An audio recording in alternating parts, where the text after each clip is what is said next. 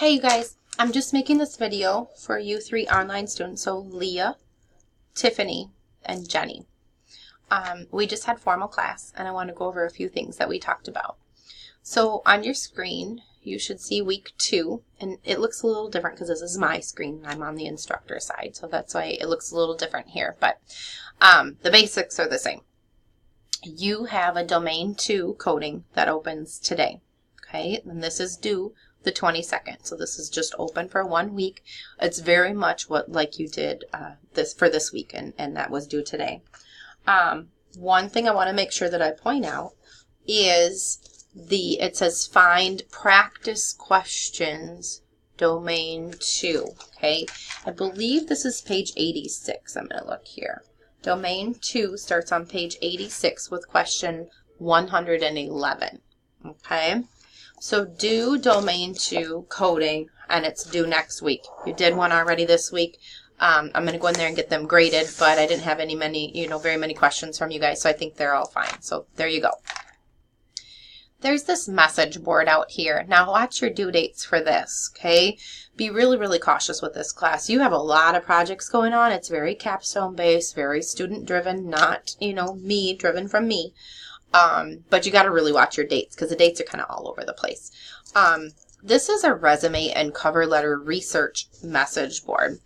What I told the students today is this is an easy peasy. You might want to just do it and get it out of the way, like check it off your list. It says you must complete research on resume writing and writing a cover letter.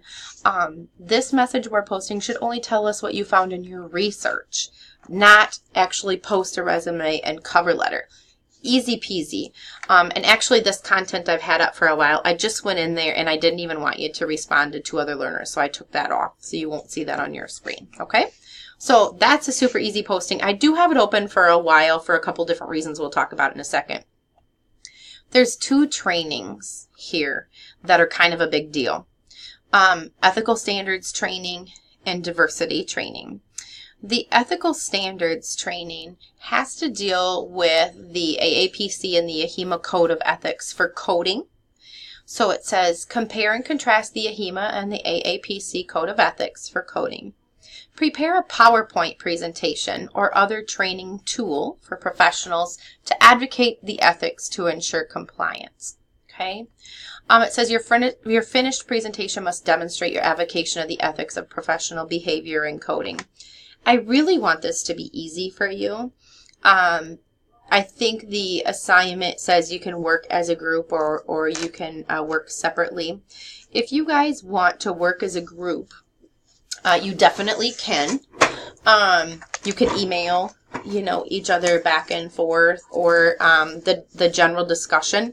You can start a new thread in the general discussion board and go out there and talk to each other and say right in the topic that it's just for Jenny and Leah and Tiffany and no one else is going to bother with it. It can just be for you guys to go back and forth. There's something called Zoom and it's free. You can also talk that way, however you want to do it. I do think it would be easier for you if you want to work as a group, but it's totally up to you. What I really want out of this one is, you need to compare and contrast. So obviously you need to get the AHEMA Code of Ethics and the AAPC Code of Ethics for coding. Okay, we're going to compare them and contrast them. And then what we're doing is it says we're going to create a training tool for other professionals, coders. Okay, this is about coding. Okay, so it's going to be a training tool for coders.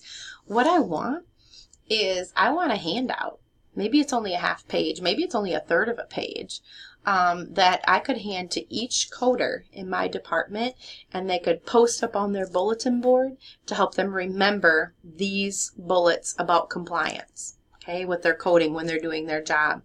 And then if I have that from you, so if the 3 of you create one of those, and then I also want one other follow-up thing from you. And it would be, if you were educating them, what would you do? You can't just hand that and think that they understand it. It would be kind of the thought process on, my little training session with my coders today. I get together, going through the first bullet, and I would repeat what that bullet was. And then, underneath that, almost kind of like a lecture note from a PowerPoint what the teacher would say or what you would say to explain what they should do in their daily normal routine that would help them follow that compliance tip, and so on and so forth. So it's kind of just a little ballooned then tool that you made that actually has kind of teacher notes all over it on how you would present that. And that would be this assignment. Okay. Now this is open. Let me see here. Go back to week 2. This is open until the 29th.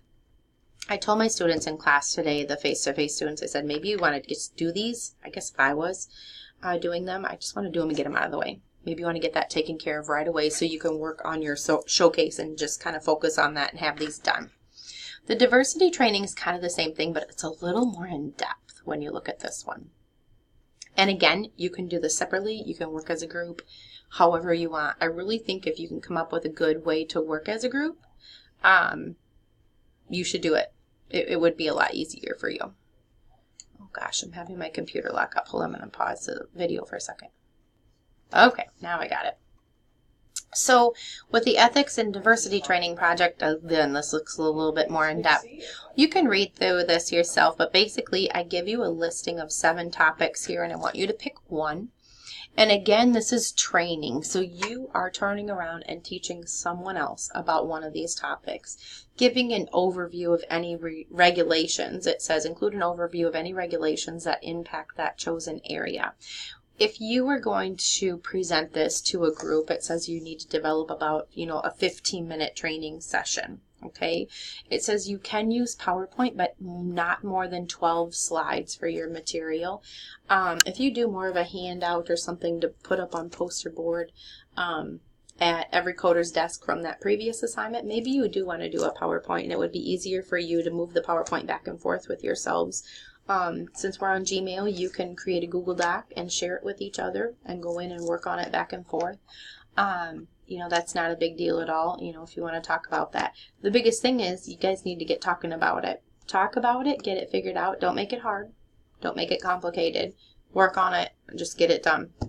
So again, this is another training diversity type assignment that you want you to do, and you can go out and you can read all of it by yourself as well. I don't need to read it for you. So what you need to do is go through just those 2 things. I do want you to look also then at in-service presentation step 1. That's out there for you as well. This date has been changed. I changed it to the 29th, extended it open for 2 weeks. And again, this is very basic, but this solidifies your topic and your group. So by the 29th, I want all topics in cement and all groups in cement. Okay. This little step 1 is going to get you researching, and maybe you've already done some of it, but you have to submit a half-page summary on your research. This can go 2 ways. It can show you that your topic is huge and you have so much information you're kind of confused and you might need to narrow it down a little bit. Or this research can say, oh, my topic's going to be really hard. I can't find a lot of information on it. Maybe we better change. Okay, that's what this step 1 is going to do for you and your group members. So make sure you pay attention to that. Make sure you pay attention to all of your dates here as well. And let me know if you guys have any questions. I opened up a new discussion board. And this is just kind of the last thing that I need to tell you quick. I put a general class discussions or questions question board out here. And there are some extra duties that we need assigned to get ready for the showcase. So I put this out there so everyone in the class can see it.